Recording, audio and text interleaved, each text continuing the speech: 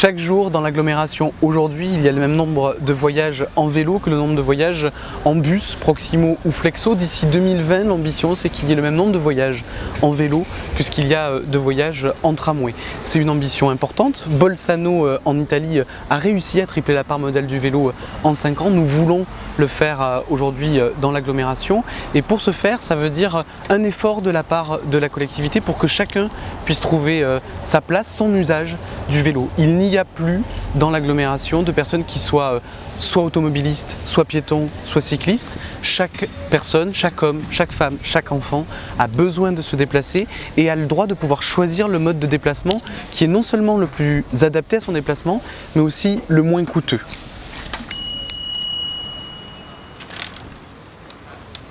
Trois outils pour atteindre cet objectif de triplement de la part modale du vélo d'ici 2020.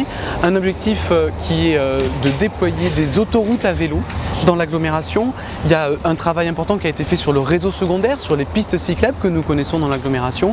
Il y a des investissements prioritaires que nous avons montés à 2,6 millions par an dès cette année versus 400 000 € l'année dernière pour réaliser un plan autoroutier. Notre plan autoroutier de la métropole, ce sera un plan d'autoroute à vélo pour avoir des axes structurants, larges, sécurisés, éclairés, signalés pour que sur des moyennes distances, chacun puisse être sécurisé dans ses déplacements à vélo. Un enjeu sur le stationnement avec les métros vélo box qui n'avaient pas trouvé leur public en termes de location de vélo puisque chacun préfère aller en agence qu'avoir une consigne automatisée et qui serviront à partir de septembre de stationnement sécurisé pour les vélos. De la même manière, 1800 places de stationnement sécurisé à vélo seront livrées en 2017 à proximité de la gare de Grenoble dans des silos dont les travaux ont commencé.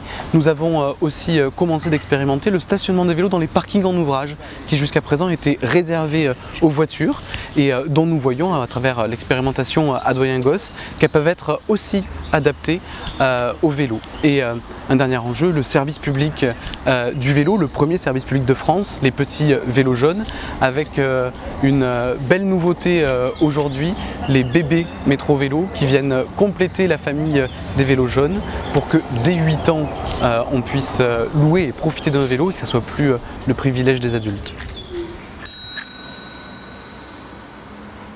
Nous avons entamé depuis janvier un travail de concertation avec des usagers du vélo, des non-usagers, des représentants des unions de quartier, des associations aussi pour travailler sur ce qu'est une autoroute à vélo et pour travailler sur quels axes peuvent être utiles pour les déplacements de vélo. Cette concertation arrive à maturité. Ce soir nous aurons la dernière séance et à l'issue de la concertation, techniquement il sera travaillé les scénarios d'autoroute à vélo pour qu'on puisse à l'automne délibérer sur les premiers travaux d'investissement pour la réalisation des autoroutes à vélo.